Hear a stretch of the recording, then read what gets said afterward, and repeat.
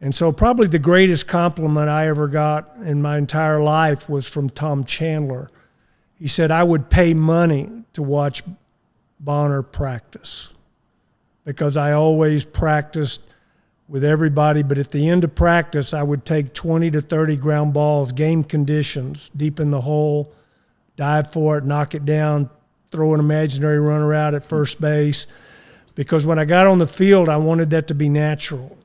I didn't want to do anything unnatural. So I would do that after every practice. So my uniform was just so dirty at the end of practice because of that. How important is that, would you say, for young kids? Like to practice, because, you know, like the diving play in the hole, and like so often kids don't work necessarily on plays like that, right? You know, they're working on their fundamentals, they're working on balls at them just slightly to the right, slightly to the left, and not maybe that, you know, the sports center play, you know, that happens, and it maybe doesn't happen that often in a game, but like you're talking about being prepared, being ready for when that happened, you'd already done that in practice countless times. So there was a comfort level there, obviously. How important is that for kids to do that during their practice sessions? I know practice can be, quote, boring sometimes. I understand that. You know, you can't have 1,000 balls hit to you, whatever.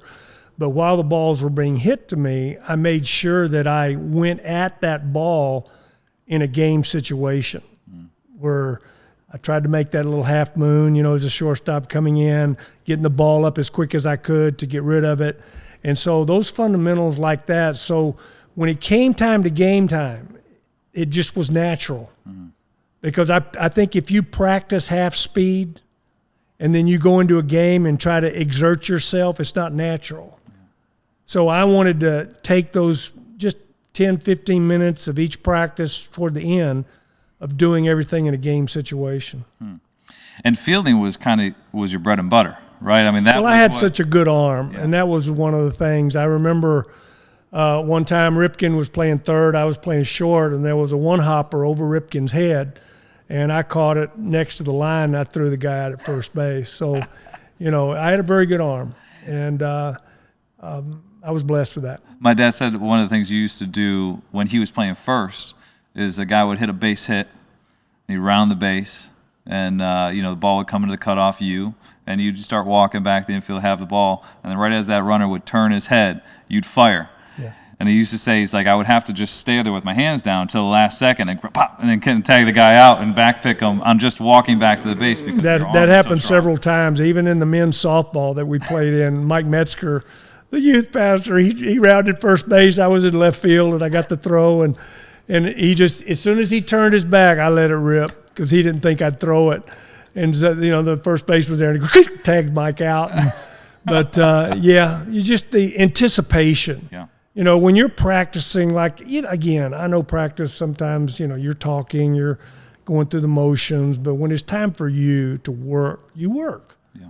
And I remember in '83 when I got called into spring training with Joe Altobelli with the Orioles, and they were going to send me back down to the minor leagues. And I said, well, why? And I said, is it because I don't work hard? And they go, well, no, we don't question your work ethic. You work harder than anybody on the field. I said, well, what's your problem? And he said, you're taking this Jesus thing too far. You make everybody nervous. And so I was kind of shocked. Right. Because when I was on the field, I was the first one on the field and basically the last one to leave.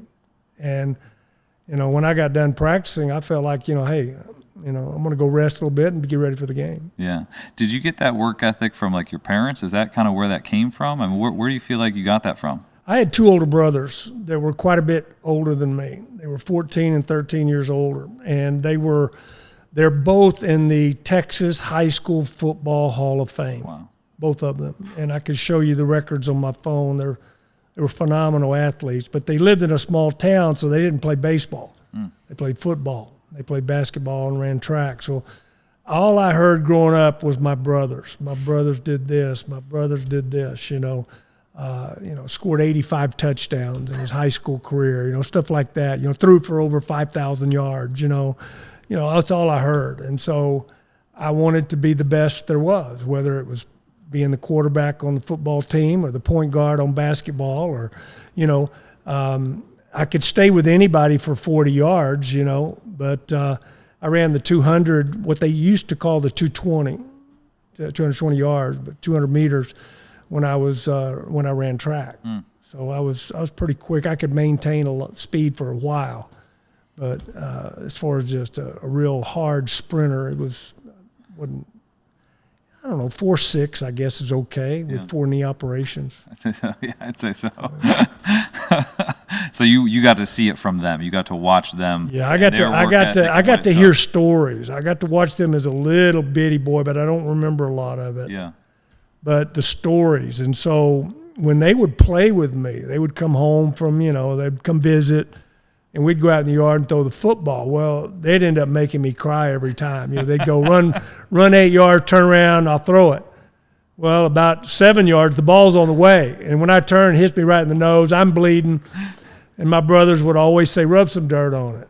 If you go tell Mama, we ain't going to play with you anymore. That type of thing. Yeah. So I grew up a little tough. Yeah. Rub some dirt on it. I played with a lot of injuries. Yeah.